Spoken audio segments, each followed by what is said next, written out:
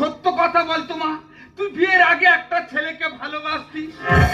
বাবা তুমি কেমন করে জানলে? ওরে মা আমি বলছি না, তোর বান্দিকে ধনুক রেখা বলছে, এ কথা সত্য? হ্যাঁ বাবা সব সত্যি। এই কুনাল, বাবাজি আমার হাত দেখে সব সত্যি কথা বলেছে। এই জ্যোতিষী পারবে আমাদের অশান্তি দূর করতে। সে কি? এই দেখো তো বাবা আমার হাতটা। ওরে বাবা তোর হাত আর কি দেখবো, তোর তো বৃহস্পতি ফুটো হয়ে গেছে। যত বলবো অশান্তি বাড়বে হই কমবে না। সামান্য 50,000 টাকা খরচ করতে পারি।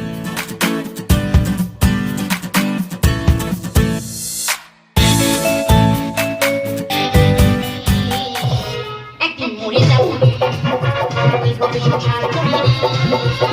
একদিন মরে যাবো, একদিন মরে যাবো, একদিন মরে যাবো।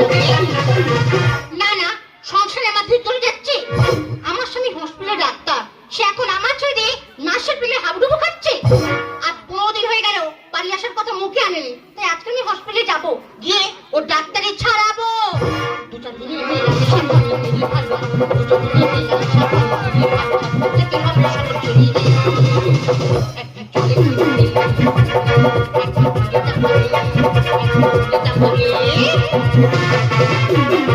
প্রথম দেখার কালে মন কথা দিয়েছিলে, প্রথম দেখার কালে মন কথা দিয়েছিলে, দিবে না মোরে, দিবে না মোরে, এই জীবন গেলে না পাই তোমার আমার জীবনের ঘর, যদি না পাই তোমার আমার জীবনের ঘর।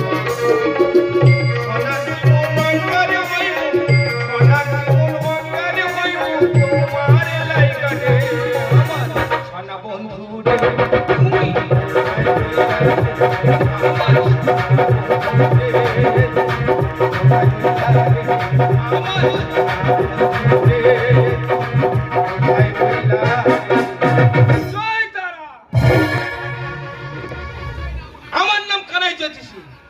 একবার আমার কাছে চলে এসো, সব সমাধান করে দেবো।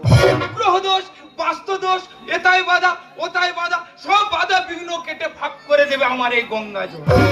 আর জল যদি একবার ফেল করে, তাবিজ কবচ আংটি পাথর মাদুলি এর কাজ তো অক্ষয়। বলুক আর হওয়া কাজ হচ্ছে না, চলে এসো আমার কাছে। रग रग में इस तरह तू समाने लगा, रग रग में इस तरह तू समाने लगा, जैसे मेरे समाने लगा। दिल मेरा लग गई लुट चोरी चोरी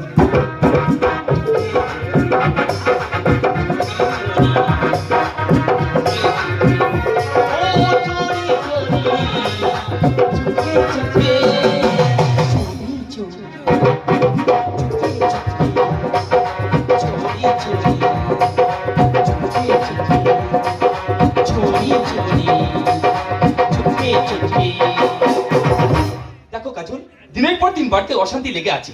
আমার এই অশান্তি না ভালো লাগছে না। আমি জানি তোমার অশান্তির কারণ আমি। এই না না, ওইভাবে বলছো কেন?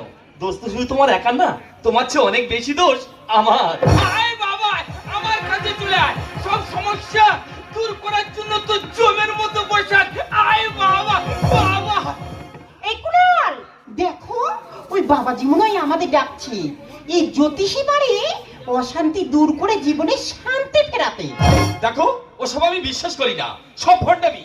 এই ভিক্টোরিয়াতে প্রেমিক প্রেমিকারা ঘুরতে আসে, তাদের বোকা বানিয়ে পয়সা নেওয়ার ধান্দায় তাবিজ কবর নিয়ে বসে থাকে এরা। তুমি যাও, আমি যাব না। ঠিক আছে, তোমার যেতে হবে না, আমি গিয়ে আমার হাতটা দেখা। আয় আয় আয় মা, দেখি তোমার হাতে কোথায় কি জড়িয়ে আছে।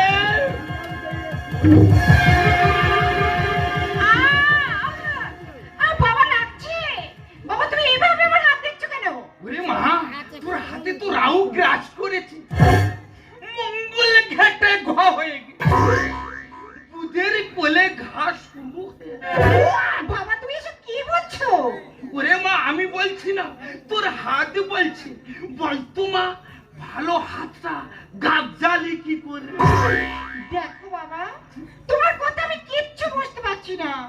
তুমি কি বলছো পরিষ্কার করে বলো। বাবা দেখো তো আমার ভাগ্য রেখা কি বলছে। সত্য কথা বল তোমা, তুই বিয়ের আগে একটা ছেলেকে ভালোবাসতিস। বাবা তুমি কেমন করে জানলে? ওরে মা, আমি বলছি না, তোর বান্দিকে ধনুক রেখা বলছে। এ কথা সত্য? হ্যাঁ বাবা সব সত্যি। এই কুনাল, বাবাজি আমার হাত দেখে সব সত্যি কথা বলেছে। এই জ্যোতিষী পারবে আমাদের অশান্তি দূর করতে। সে কি? এই দেখো তো বাবা আমার হাতটা। ওরে বাবা, তোর হাত আর কি দেখবো, তোর তো বৃহস্পতি ফুটো হয়ে গেছে। যত বলবো অশান্তি বাড়বে হই কমবে না। সামান্য 50,000 টাকা খরচ করতে পারবি? বাবা 50 কেন, আমি 1 লাখ টাকা খরচ করব। আমরা দুজন সারা জীবন সুখে থাকবো, সেই ব্যবস্থাই করে দাও।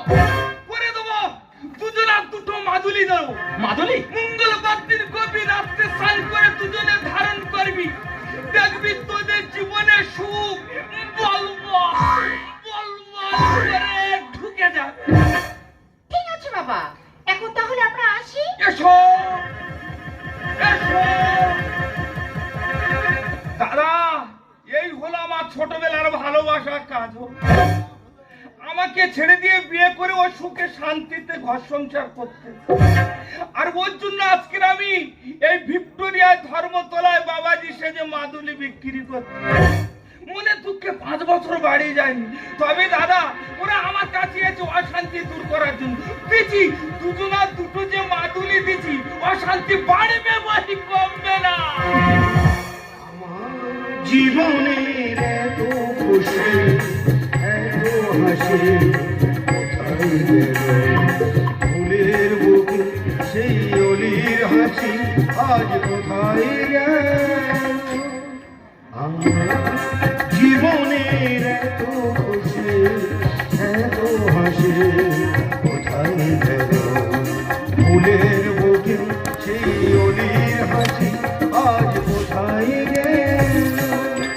আমার জীবনের এত খুশি এত হাসি কোথায় গেল?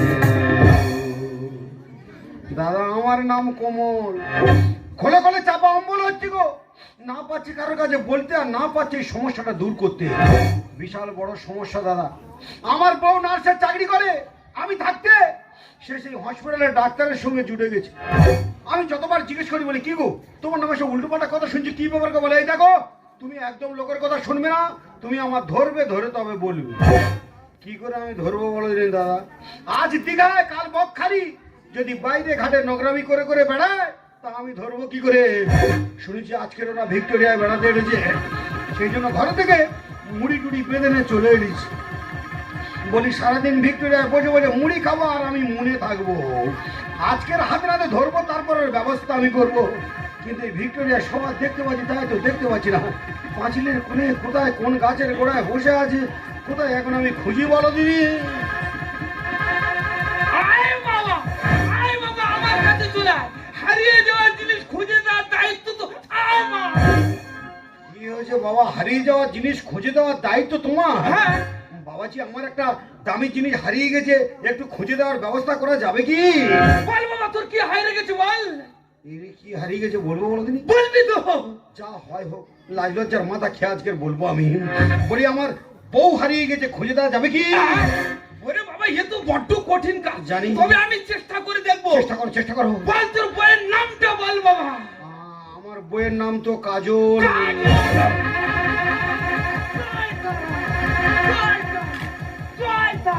ও বাবাজি, আমার বইয়ের নাম শুনে তুমি জয় তারা করে ঠিকরে উঠলে কেন বাবাজি? ওরে বাবা, তোর বইয়ের নারী নক্ষত্র তো আমার বাটির মধ্যে পাক খাচ্ছে রে বাবা। কি হয়েছে বাবাজি? আমার বইয়ের নারী নক্ষত্র সব তোমার এই বাড়ির মধ্যে পাক খাচ্ছে। ওর বাপের বাড়ি কাকদ্বীপ, হ্যাঁ, হ্যাঁ, হ্যাঁ। বাবার নাম রাম, হ্যাঁ। মার নাম সীতা। বাবা তুমি কি করে জানলে এত কথা? ওরে বাবা, আমি বলছিলাম আমার বাটি বলছি রে বাবা, তুই ওর স্বামী।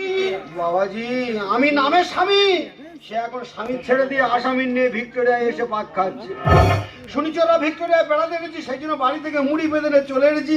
আস্তে আস্তে খেতে খেতে মুড়ি সেরে যাচ্ছে, কিন্তু বউটার খুঁজে পাচ্ছি না। যে কোনো প্রকার বউটা খুঁজে দেওয়ার ব্যবস্থা করো না বাবাজি। না না না না না রে বাবা, ওরা তো অনেকক্ষণ আগে ওই মোটা খিরিজ গাছের গোড়ায় বসে ছাতা মুড়ি দিয়ে কাজ সেরে বার হয়ে গেছে। বাবাজি তুমি কি করে জানলে এই সমস্ত ঘটনা? ওরে বাবা, ওর নারী নক্ষত্র তো আমার বাটির মধ্যে পাক খাচ্ছে রে বাবা। আমার বউয়ের নারী নক্ষত্র সব বাড়ির মধ্যে পাক খাচ্ছে। বাবাজি আমার বউটা সঙ্গদোষে খারাপ পথে চলে গেছে, ওর আমি ভালো পথে ফেরানোর জন্য চেষ্টা করছি বাবাজি। যে কোনো প্রকারের ভালো পথে আমি ফিরিয়ে আনবো, কিন্তু আমি তো চেষ্টা করে পাচ্ছি না। যে কোনো প্রকার আমার বউটাকে ভালো পথে ফিরিয়ে এনে দাও না বাবাজি। ওই বউ ছাড়া পৃথিবীতে আমার কেউ নেই, বউ ছাড়া আমি বাঁচবো না বাবা। তোমার দুটো পায়ে ধরে বলতে যে আমার বউটাকে ফিরিয়ে দাও। আরে বাবা, পায়ে ধরতে হবে না, পায়ে ধরতে হবে না। কি বলিস শোন বাবা, আগে ভেবেছিলাম কাজটা বড্ড কঠিন, এখন বুঝে দেখছি যে কাজটা তো জলের মতো সরল। কি হয়েছে বাবাজি, কাজটা জলের মতো সরল? তাহলে তো আমার বউকে আমি ফিরে পাবো। আর একবার যদি আমার বউটাকে আমি ফিরে পাই, তারপর শালা ডাক্তারের ব্যবস্থা আমি করে দেবো। শালা ডাক্তার দিনের পর দিন আমার বউকে নিয়ে ফুর্তি করছে, এখানে ওখানে ঘুরে বেড়াচ্ছে, আর আমি আমার বউয়ের কাছে ফোন করবো, শালা ডাক্তার দেখি না ফোন ধরবে।